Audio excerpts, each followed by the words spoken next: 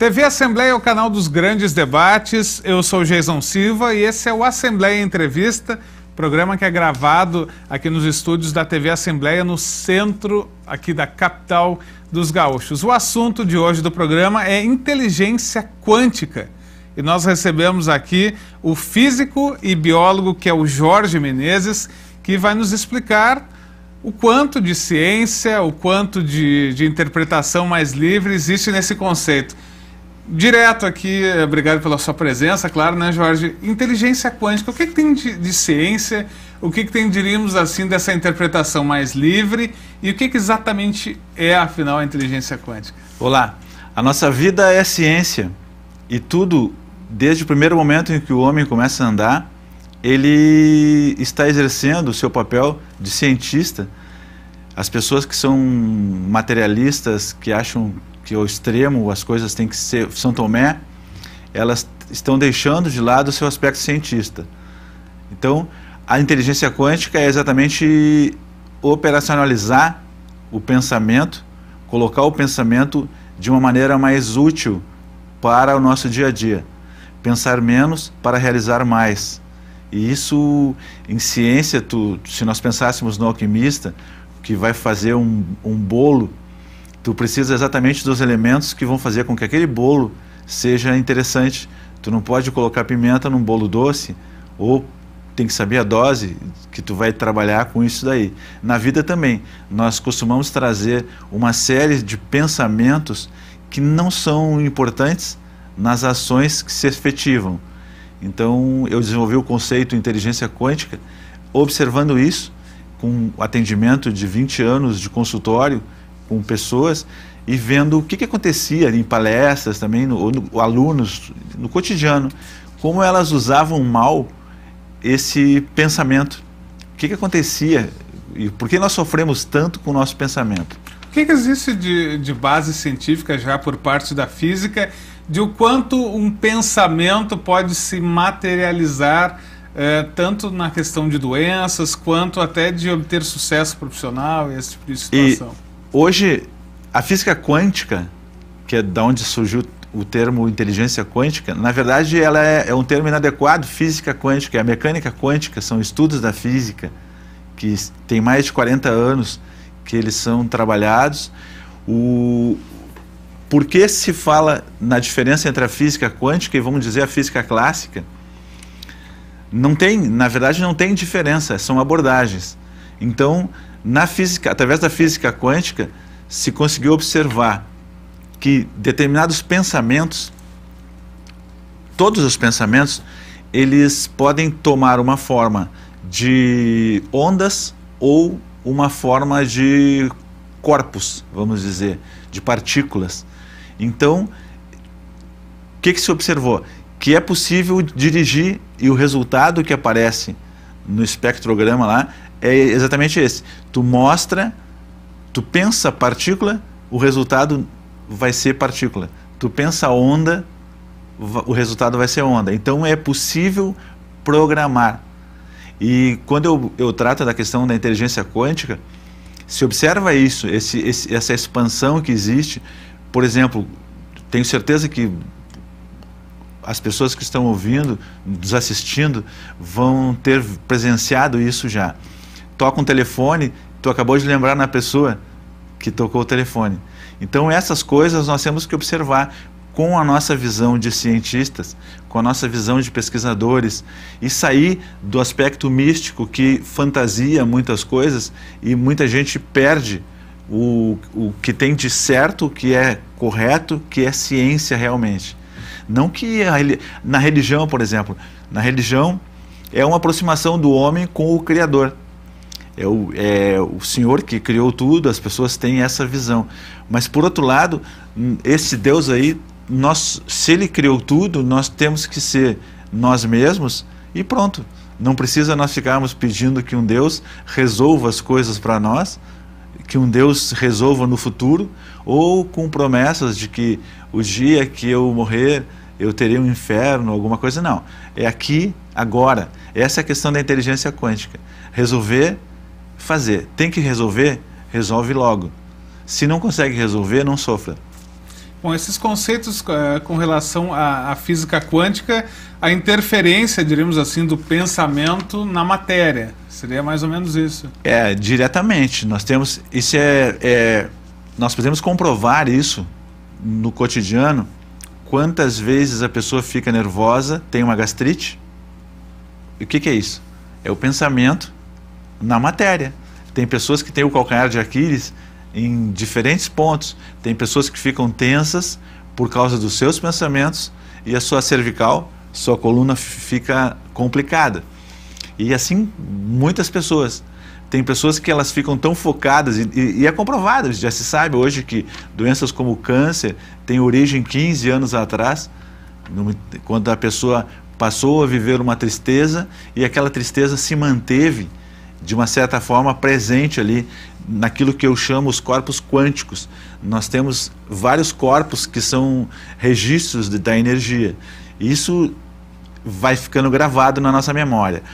Pela bainha geniculada, que acompanha o nervo óptico, para cada informação que sobe, o nosso cérebro devolve 9 informações. Então nós vivemos um meio em que as comunicações são excessivas. Se vê pessoas atrapalhando-se com o Facebook, eu, por exemplo, no meu Facebook, eu sempre coloco, dentro tem as frases de Jorge Menezes, e uma delas é assim, eu retiro a amizade do Facebook que incentiva a bebida. Por quê? Porque uma pessoa pode se dar bem com a bebida, mas ela não sabe quem vai ver aquilo. Então as pessoas precisam aprender a viver com a comunicação, com o excesso de comunicação, e fazer valer, sim, as leis mínimas de sobrevivência, de equilíbrio, de harmonia, para que nós possamos ter seres humanos melhores. Então nós vamos ter governos melhores, tanto quanto nós nos tornarmos pessoas melhores, porque tudo é resultado disso. Pois aí essa questão do pensamento e a capacidade de um líder, por exemplo, líderes históricos como Martin Luther King, Mahatma Gandhi, de conseguir seduzir multidões pelas suas palavras. De que maneira a inteligência quântica atua nisso e a física explica essa ligação do público, essa interação? Eu escrevi recentemente, eu sempre digo o mais recente, porque nunca é o último livro. Não fique só, porque na verdade nós não estamos sós, nós estamos misturados. E como essa interferência nossa tem importância, uma pessoa que está apática numa casa, no mínimo 3, 4 pessoas precisam estar mais ativas para fazer com que a energia não seja debilitada. Nós encontramos na história exemplo assim, Hitler, por exemplo. Ele convenceu pessoas muito mais inteligentes que ele por causa da convicção. Então a convicção é uma força que mexe com essa energia quântica. Então toda vez que eu tiver um pensamento, ele vai atuar. E acreditar nisso vai fazer com que o meu físico tenha força para fazer isso acontecer. Então é um impulso. Nós somos impulsionados pelo pensamento. E o nosso corpo é um reflexo dessa matéria. E por outro lado, a gente falou da interação aí de grandes lideranças, líderes que exerceram influência até, no caso, negativamente, como Hitler. Mas e quando ocorre o contrário, quando duas pessoas estão num determinado ambiente, por exemplo, ambiente de trabalho, e as energias justamente são opostas? De que maneira fazer essa convergência a partir desse conceito aí da... Normalmente eu recomendo alguns decretos, que são decretos de organização da pessoa. Por exemplo, avaliar, ter razão ou ser feliz. Então isso é um decreto. Então, se eu quero realmente compor, eu não posso ficar querendo ter razão, porque uma pessoa, até outro dia eu observei numa dessas chamadas de redes sociais, essas engraçadas que as pessoas colocam ali, só se você é o Google para querer saber tudo. Né? Então nós temos que entender que o outro vai nos trazer sempre alguma coisa, mesmo que seja uma constatação de que o outro não sabe nada, mas nós vamos saber o que está acontecendo. Então o que interessa na realidade é compor. E eu acho que o próprio trabalho de deputados, os governos, tudo, as composições que falam muitas vezes pelo interesse do bem comum. Então, quando algum partido ou alguém toma uma parte radical, é assim, é assim, é assim, a vida não anda. Nós temos que nos misturar. Então, em casa acontece isso, né? O Assembleia Entrevista de hoje recebe o Jorge Menezes, que é físico e biólogo e desenvolveu aí um conceito importante com relação à inteligência quântica. O senhor, claro que falou ali antes da gente começar a gravação, que já foi professor da rede pública. Os principais desafios hoje de um professor de física para conseguir fazer que um aluno entenda física e todos os conceitos tão importantes aí relativos à natureza. O homem é a natureza, né? O professor, eu sempre pautei que o professor é um orientador e ele tem que trabalhar com aquilo que está disponível para ele. Ou seja, a vontade, a curiosidade do aluno, o interesse do aluno. E se separar das questões que muitas vezes eu encontrei na física, muitos colegas até, porque eu disse que eu humanizei a física. A minha física eu humanizei com a biologia. Então aquela competição, aquela coisa que usa a parte do cérebro quantitativa e em termos de sala de aula, o professor tem que trazer a parte da qualidade e aguçar. Eu tinha uma pasta com os alunos em que cada um ficava com aquela pasta durante o dia, um exemplo, né? Durante um dia, cada aluno ficava com aquela pasta e trazia alguma coisa da ciência para que se debatesse em sala de aula. Aquilo era um assunto que sempre nós tínhamos um assunto para conversar a respeito da física e o quanto a física, que quer dizer natureza, na verdade, física quer dizer natureza e não cálculo, não matemática, não sofrimento, fórmulas difíceis. Hoje os meus livros, quando as pessoas conseguem ler, elas conseguem perceber em seguida, imediatamente, que se trata de algo, de uma linguagem tranquila, comum, profunda, não superficial, mas com abordagem natureza, natural. Então a física o professor sendo natural, ele vai conseguir com os alunos realmente ensinar que é o porquê da questão. As pessoas perdem o porquê da questão. O que eu estou fazendo ali? Deixa eu aproveitar que o senhor sendo já 30 anos como professor de Física e Biologia. Foi isso. Bastante tempo, claro, desenvolvendo esse conceito agora de inteligência quântica. Mas vamos aproveitar que essa presença, seu conhecimento em física, dois ícones, diríamos assim, da área da física e conceitos tão difíceis de serem assimilados, se é que nós conseguiremos aqui pela questão do tempo. Mas, por exemplo, teoria da relatividade do Albert Einstein e, mais recentemente, um dos físicos mais importantes, com grave problema de saúde, né, o Stephen Hawking. Sim. Que escreveu O Universo numa Casca de Nós, né? Começando pela teoria da relatividade, se fôssemos explicar isso de maneira bem simples, e depois esse outro conceito aí da casca de nós. Tudo é relativo, e a teoria da relatividade nós aplicamos muito para entender a teoria da relatividade. Eu costumava colocar para os alunos a questão que em física é muito sábio colocar o depende. Então, esse carro está em movimento, depende, né? Depende do referencial que estamos adotando. Então, pela teoria da relatividade, é a questão do referencial.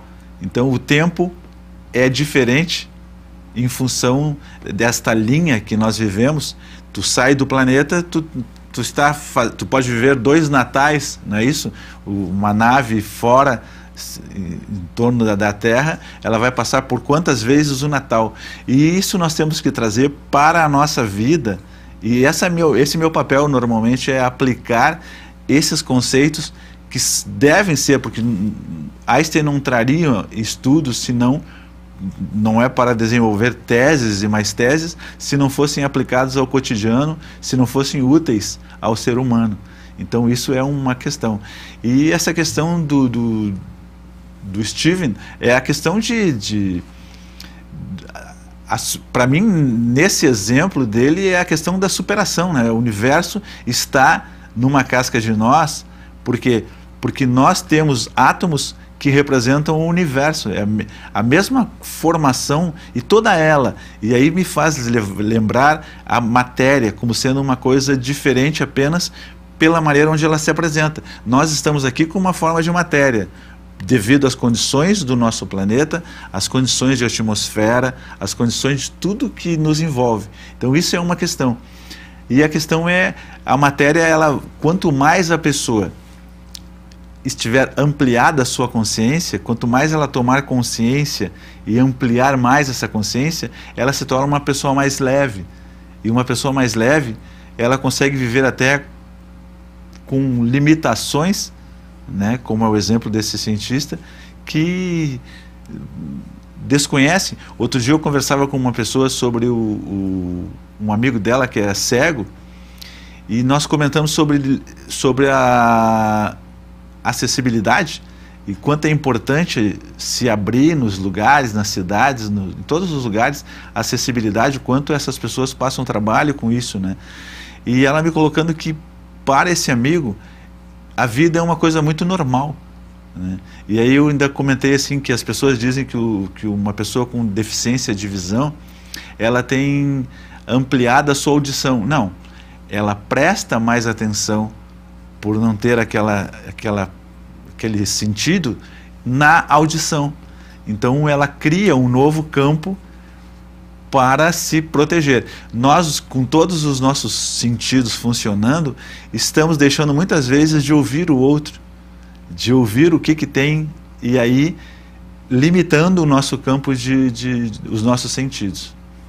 Bom, e com relação à energia nuclear, aproveitar aqui exemplos recentes aí com relação ao Japão, um país desenvolvido aí que lida com fins pacíficos com a energia nuclear, mas que teve problemas graves.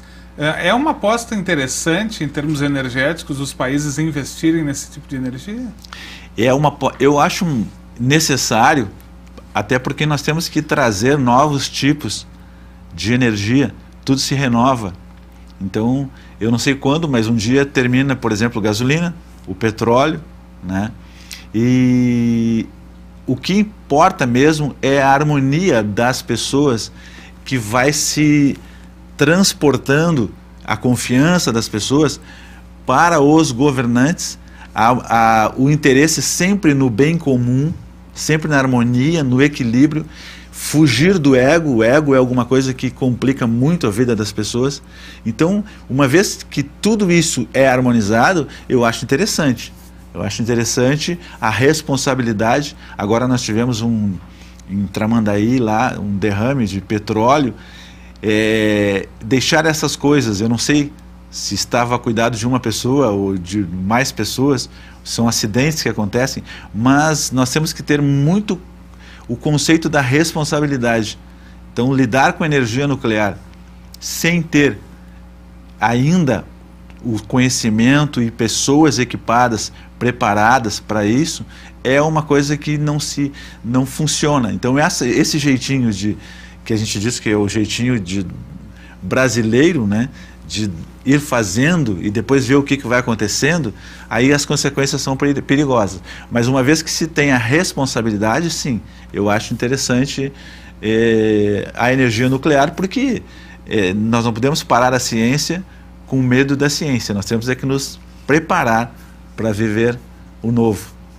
E essa relação do meio ambiente, estudos de filosofia já falando, incluindo, claro, o homem como meio ambiente, mas o homem nas relações de grupo, que também é uma espécie de meio ambiente. Como é que a inteligência quântica trabalha essas relações do homem com ele mesmo? Na questão da inteligência quântica, eu costumo colocar que nós somos formados. Eu até conto uma história sobre Deus, sobre um conceito, se é que fosse possível dar um conceito.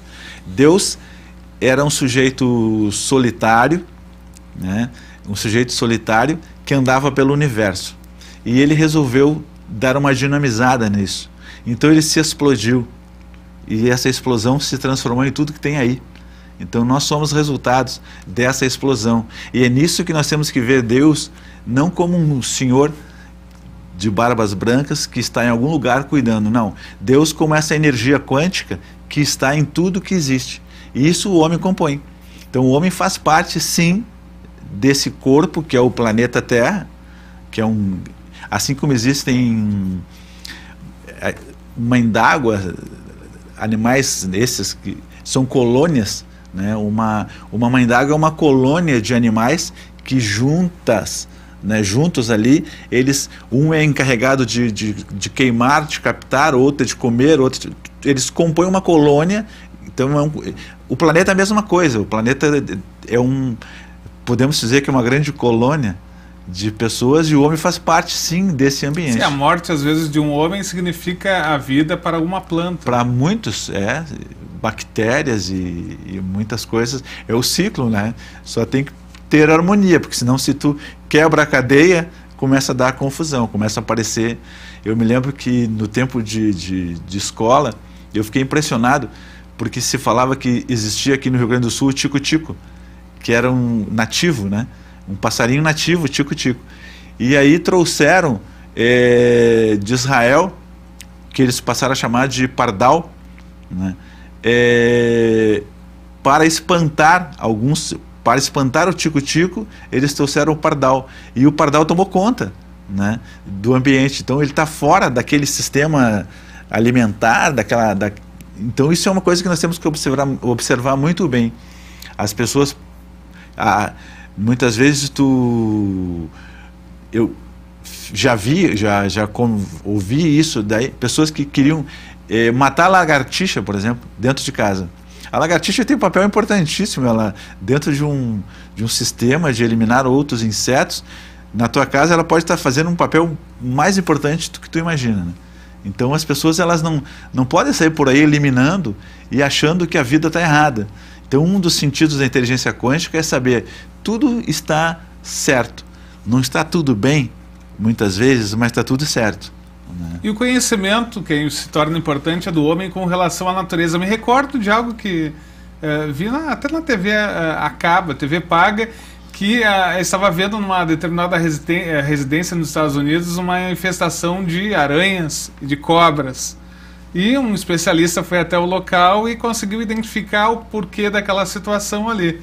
A casa estava muito próxima ali a um banhado, a uma região de muito matagal, e muitos insetos, por causa das lâmpadas acesas, acabaram adotando essa residência aí para ficar circulando, e consequentemente as cobras e as aranhas, atraídas em busca de alimento, acabaram se aproximando da residência. Foi interessante porque é o inverso, né?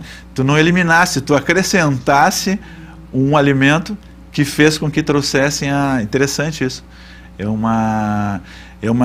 Até recentemente a minha filha mora na França, e eles compraram uma casa e tinha uma questão de aranhas. E agora eu até vou comentar com ela sobre isso. Vou dizer, se não tem lâmpadas. Também é cultura. Também é cultura. Ver se não tem. Porque ela estava procurando como que ela ia se livrar das aranhas. Porque ela não tem como introduzir um inimigo, né? Um inimigo da aranha ali. Vou trazer um lagarto, agora vou criar no pátio lá. O que vai acontecer?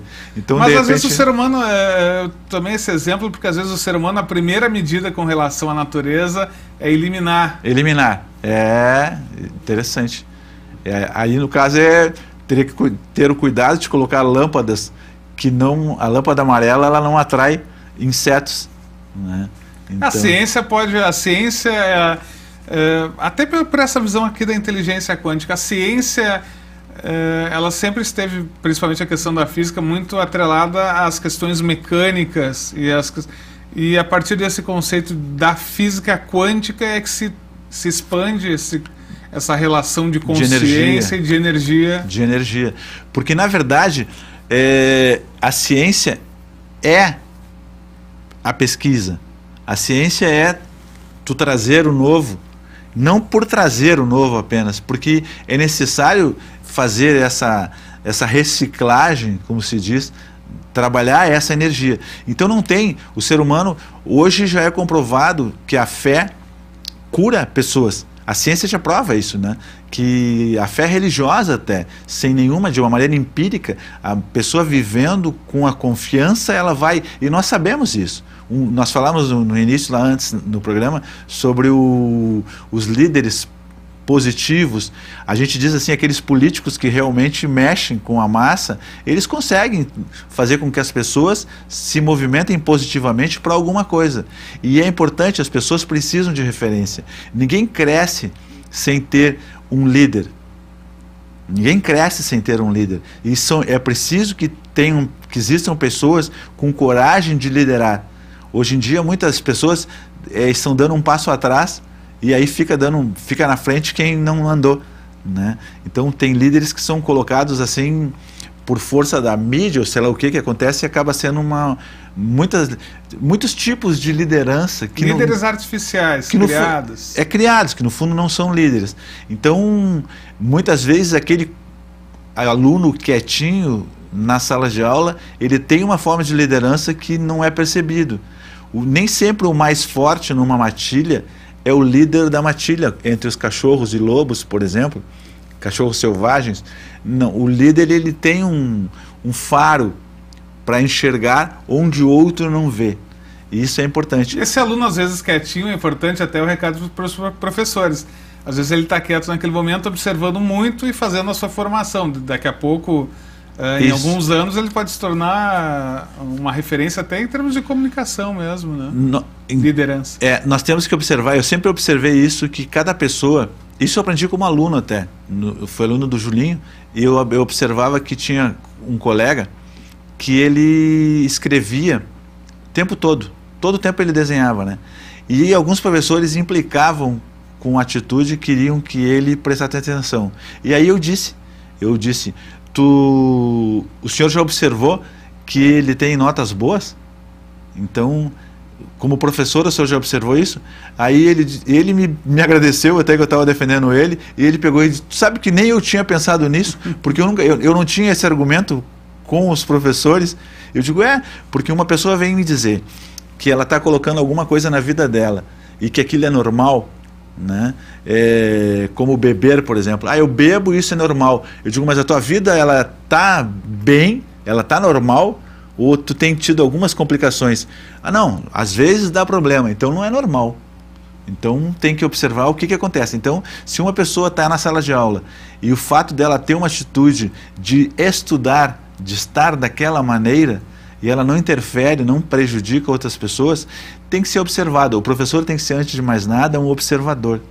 E nós temos na vida também que ser observadores. Ok, obrigado pela sua participação. Esse foi o Jorge Menezes, que é físico e biólogo, e também apresenta um programa na internet que é o www.inteligenciaquantica.com.br www.inteligenciaquantica.com.